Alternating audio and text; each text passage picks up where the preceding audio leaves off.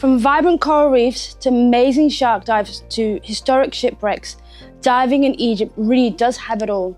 But what's the catch? Well, many of these dive sites are scattered along its complex coastline, and so planning a dive holiday to Egypt can be a little tricky. You have to consider where you can fly into and what dive sites you want to see. So in this video, we're going to guide you through when to go to Egypt, where to go, and how to plan your next holiday. So let's dive in. Later on in this video, I'm going to reveal to you how you can get your hands on some of the awesome gear that we've been testing here at DIVEIN. So stick around and I'll let you in on that a little bit later on. Why are so many divers flocking to Egypt and its Red Sea? Well, I've got maybe three words for you. That's location, location, location. Its proximity to Europe just makes it too easy for many European divers to flock to the area, especially it's got warmer waters and a more tropical climate. That being said, if you are from America, we highly recommend that you make the trip. Definitely worth it. Another sort of geographical factor that plays into Egypt's benefit is that the Suez Canal is a shipping shortcut only 200 meters wide, and with its shallow reef does mean unfortunately a lot of ships have run aground here, but one man's trash is another man's treasure, and this means there's plenty of shipwrecks for you to explore. And then there's all the biodiversity. I'm talking about 200 plus coral species, over 1,000 fish species, many of which can only be found in the Red Sea. I'm going to talk a little bit later about when to go if you're looking for some specific wildlife such as sharks or dolphins. With so many of Egypt's dive sites relatively close to shore, it has a very well-established diving industry. So there's liveaboard options, there's just diving with a local dive shop, or you can go diving with what's called a diving safari, which essentially is an on-land diving resort, which then takes you out to local dive sites that way. I will cover later on in this video about how to go diving in Egypt. Now we're going to talk about when you should consider visiting. Egypt is a year-round destination, but of course it has more favorable times to visit. These are March to May or September to November, aka spring and autumn. During these times, the weather is not too hot and not too cold. The same goes for the water as well. So you have warm waters, great visibility, and rich marine life. But of course, bear in mind, this is sort of when a lot of the holidays are happening as well. So it is the peak season for diving in Egypt, and it can get quite busy both on land and underwater. You can go diving during the summer, but it gets really hot. Being over 35 degrees Celsius or plus 100 Fahrenheit is not unheard of, and that can just be too hot. Also with the water, it gets over 29 degrees or 85 Fahrenheit, which can be obviously very nice to dive in, but it might be too hot for some of the fish life that can migrate to deeper or cooler waters. A little tip, if you want to avoid the crowds, you can actually go between December through to February, March. The waters will be cooler. You can get away with the 7mm wetsuit like I did when I went in February, but a dry suit would have been nicer, especially when you're diving from a liveaboard doing multiple dives a day. It can get hard to warm up in between. In the springtime, the water is starting to warm up from the cooler winter, so therefore there's a lot of juvenile fish and it's really busy with life. In the late spring and early summer, there's also a lot of marine mammals about, so we're talking about dolphins, and it's also a great time to see some sharks as well.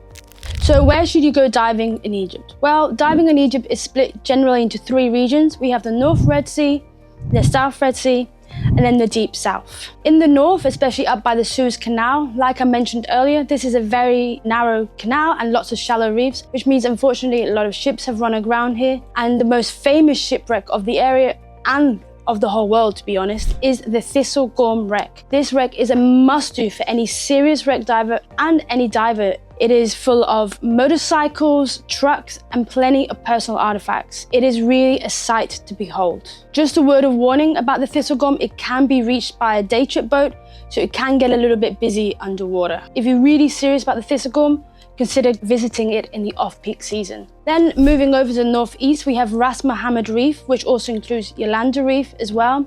This is a really beautiful dive site for the colorful corals and plenty of fish life. Then moving through the Strait of Tiran, we have Sharm el Sheikh. This has a lot of dive sites, very local and just off the coastline. So this is particularly great if maybe you only want to do a couple of dives, but you want to live or sleep on land. Then moving even further up, we have Dahab, and here is the legendary dive site, the Blue Hole. Known for its mysterious allure along tech divers, this dive site is not for the faint-hearted, but if you're up to the challenge, it's definitely worth a visit. Then moving into the South Red Sea, we have what's called generally BDE, so that's Brothers, Daedalus, and Elephant Stone. These are a little bit more remote, so even though you can maybe reach them by a day trip, boat, it is preferred with a liveaboard. All three of these dive sites are generally wall diving, and a lot of it is also blue water diving, where you sort of go a little bit away from the reef and go looking for more pelagic, such as manta rays and sharks. This does mean as well nitrox is preferred, so we definitely recommend you either get certified before or even while you're on your trip. The Daedalus is a small island off the beaten track, only accessible by liveaboard. It has a big lighthouse there, which means if you are on the liveaboard, it's a great opportunity to get off the boat and stretch your sea legs and climb the tower. Its mid-water destination makes an absolute hotspot for those pelagics I talked about, such as oceanic whitetips, hammerhead, and manta rays. Elephant Stone, the last one of these sort of trio of dive sites, is closer to the coastline, so that means it is prone to more day trippers.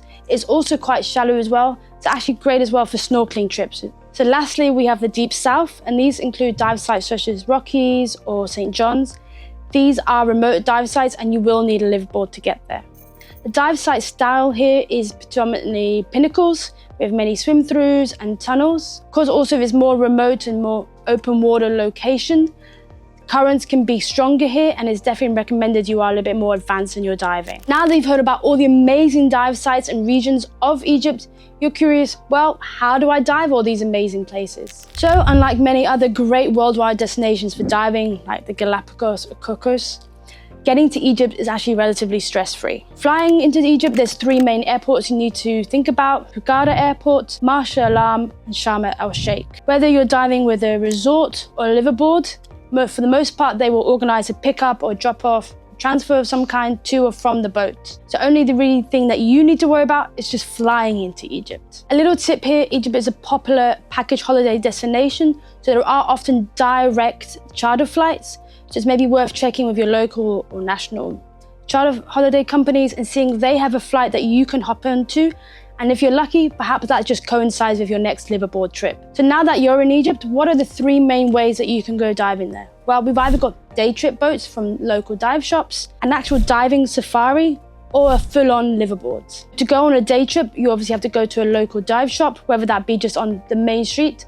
However, many of these dive shops are actually inside the resorts or hotels themselves. Second off, there is also the diving safaris, which is basically like a camp or a small resort that focuses only on diving. The benefit here is that you can just grab a tank and go diving whenever you want. They will also do dive trips as well, whether it's just to drop you off at the end of the reef so you can dive back into the resort, or perhaps they do a full-on day trip to a bit more further away dive sites like the Thistlegorm. Diving safaris are particularly popular with photographers because it means that they can go to the same spot multiple times to experiment or try something new with their cameras and really get the chance to practice their photography. Then last off is the liveaboard. Here you go on for 7 to 10 days at a time on a boat, doing perhaps 3 to 4 dives a day. Liveaboard diving is particularly great for those who want to see a wide range of dive sites. Of course, the boat will drive sometimes 8, 10, 12 hours during the night, which means it can cover a very large distance, which means you get to see a large variety of dive sites. Just be aware, because you are staying on a boat and doing so many dives, it can get a little bit tiresome, so make sure you bring some warm clothes and some extra coffee.